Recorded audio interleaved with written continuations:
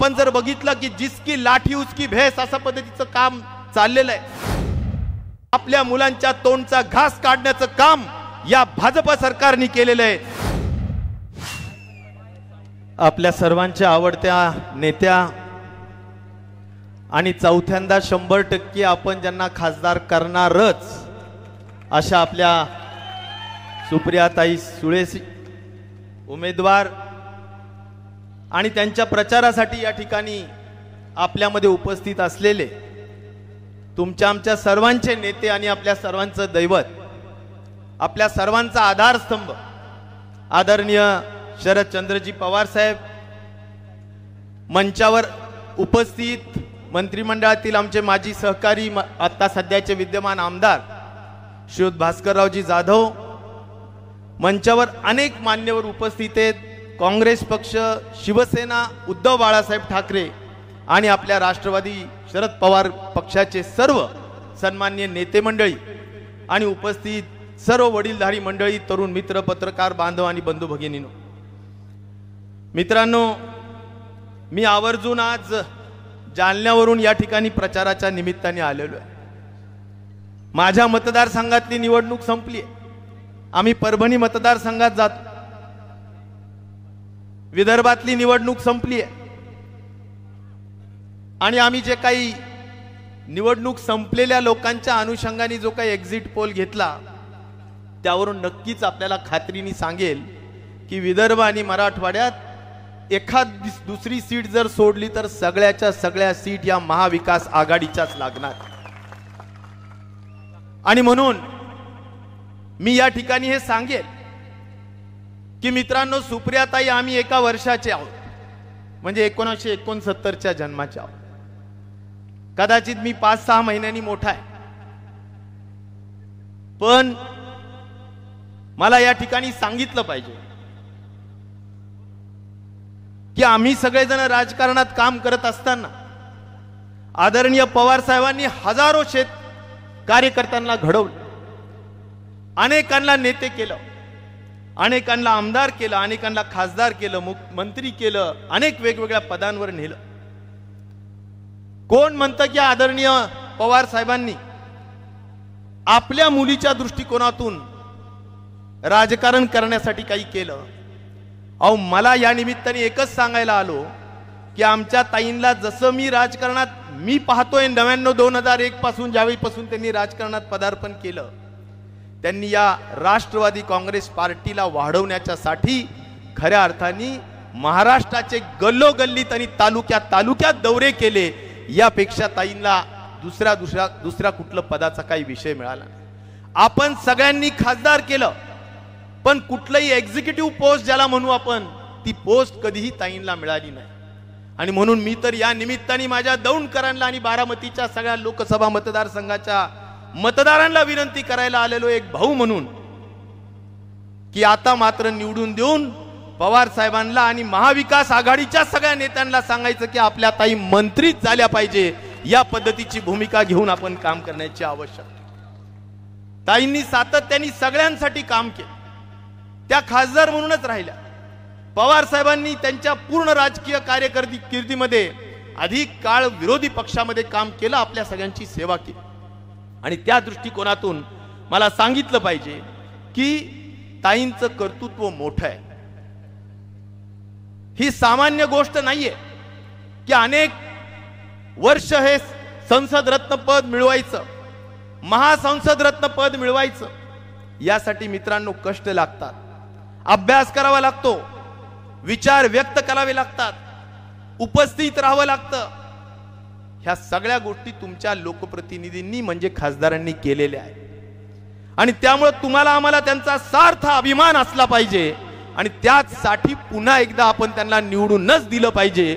ही कळकळीची विनंती मी या निमित्ताने आपल्याला करू इच्छितो। मित्रांनो, कोरोनाच्या काळामध्ये खऱ्या अर्थाने पवार साहेब आमचे मार्गदर्शक होते, माझे प्रेरणास्थान होते।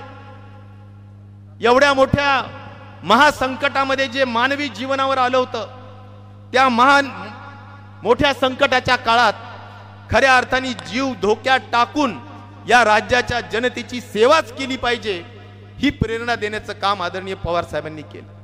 नुसती प्रेरणा नाही दिली तर उभ्या महाराष्ट्रामध्ये अनेक ठिकाणी अनेक जिल्ह्यामध्ये ते स्वतः आम्ही त्यांच्या बरोबर राज्यामध्ये सगळीकडे या वयात दौरे केले, ज्या वयामध्ये आम्ही स्वतः सांगत होतो की ज्येष्ठ लोकांनी घराच्या बाहेर पडू नये, परंतु त्यातले पवार साहेब नाहीत आणि त्यामुळे ते तुमच्या आमच्या सगळ्यांच्या रक्षणाच्या दृष्टिकोनातून रेमडेसिवीर घेऊन राज्यामध्ये फिरत होते.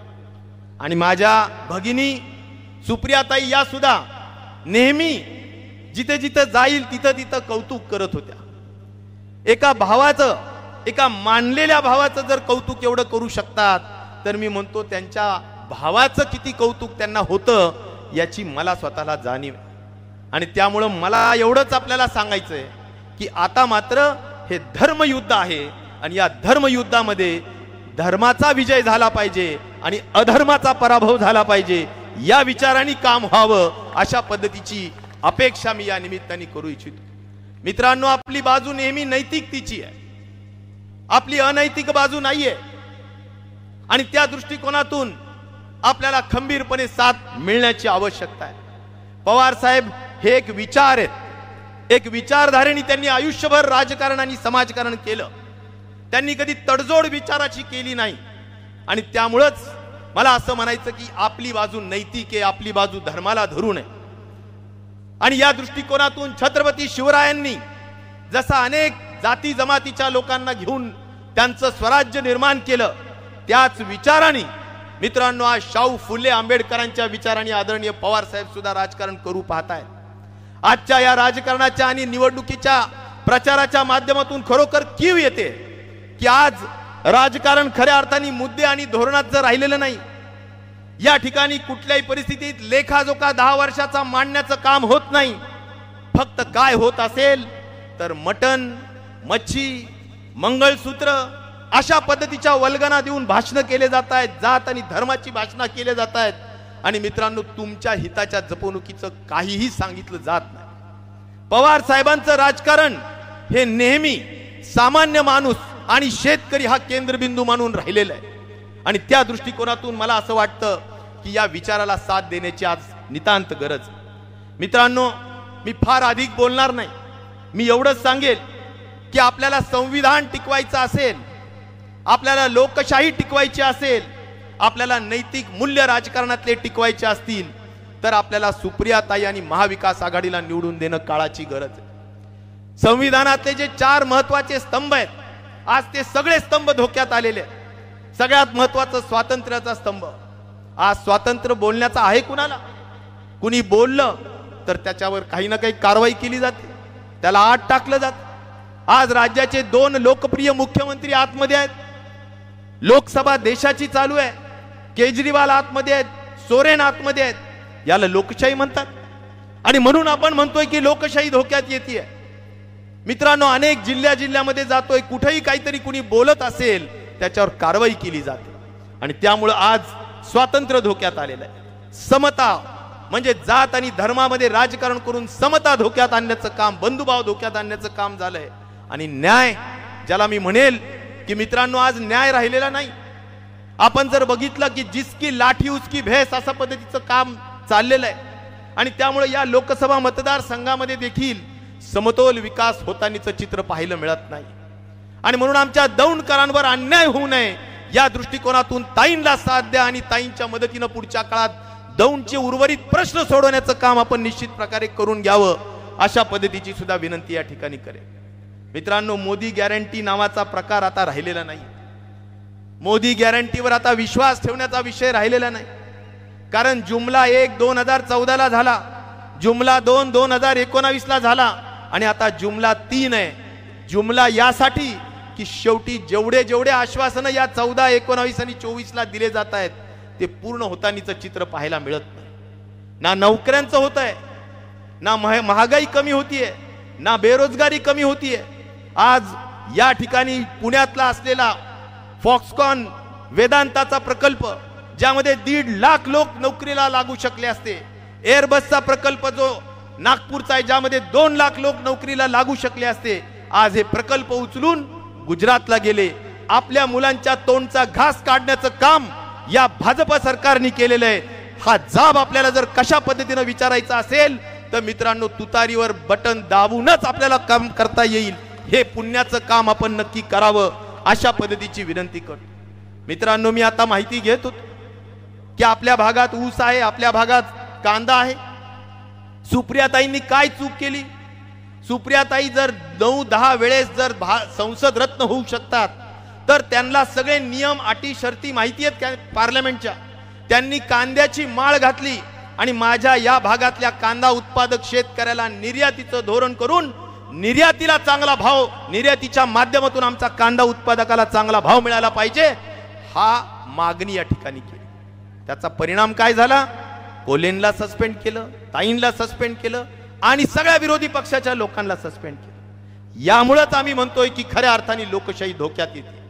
आणि म्हणून या सगळ्यांचं उत्तर एकच आहे की आपल्याला कुठल्याही परिस्थितीत आपल्या अस्मिता असलेले आपले आदरणीय पवार साहेब, आपला आधारवड असलेले आपले आदरणीय पवार साहेब, ज्यांना मोदीजींनी काय काल बोलले की भटकती आत्मा आहे, हा भटकती आत्म्याचं लागलेलं दूषण आज दौंडकर सहन करणार का?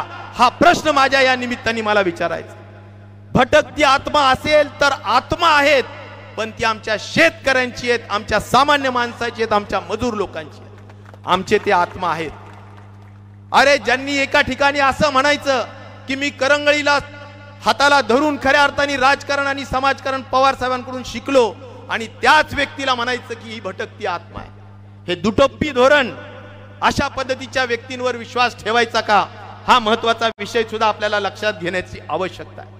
आणि मित्रांनो, म्हणूनच आपल्या सगळ्यांच्या इज्जतीचा प्रश्न आहे। पवार साहेबांच्या खरोखर महत्वाच्या, अत्यंत महत्वाच्या आणि महत्वाच्या निवडणुकीच्या दृष्टिकोनातून त्यांच्या इब्रतीचा आणि इज्जतीचा प्रश्न आहे। आणि उद्याच्या काळात सुप्रियाताईंच्या पुढच्या उज्ज्वल भवितव्याचा प्रश्न आहे। आपण मोठ्या मताधिक्यांनी दौंडकरांनी लीड द्यावी आणि बारामती मतदारसंघातून पुन्हा एकदा आपला तुतारीचा आवाज दुमदुमू द्यावं अशा पद्धतीची विनंती करतो। आणि जाता जाता एवढंच एक गीत सांगतो, कुणी पाहिले झाडे, कुणी पाहिले झाडे, कुणी चोरली घडी, कुणी चोरली घडी, कुणी पाहिले झाडे, कुणी दाखवली ईडी, पण जनतेच्या मनात मात्र फक्त महाविकास आघाडी। धन्यवाद। जय हिंद, जय महाराष्ट्र। देश विदेशातील प्रत्येक घडामोडींचे लाईव्ह अपडेट मिळवण्यासाठी आता साम टीव्हीच्या सर्व सोशल मीडिया प्लॅटफॉर्मला लाईक, फॉलो आणि सबस्क्राईब करा। तसंच सर्व नोटिफिकेशनसाठी बेल आयकॉन प्रेस करायला विसरू नका।